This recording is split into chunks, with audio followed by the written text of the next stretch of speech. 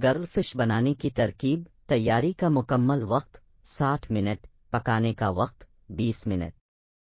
अज्जा: मछली 1 किलो, लहसुन पेस्ट 1-2 खाने का चमचा, नमक हसब जायका, सिरका 2 खाने के चमचे, दही 1 कप, लहसुन अदरक पेस्ट 1 चाय का चमचा, लाल मिर्च पाउडर 1 चाय का चमचा, हल्दी पाउडर 1-2 चाय का चमचा, गरम मसाला पाउडर 1 चाय का चमचा, तेल हसब ज़रूरत। चाट मसाला सर्विंग के लिए। लीमू सर्विंग के लिए तैयार करने की तरकीब। मछली को अच्छी तरह धोकर खुश्क कर लें और लहसुन पिस्त नमक और सिरका लगाकर 1-2 घंटे तक रखें। मछली में लगा हुआ मैरिनेट जाए दें।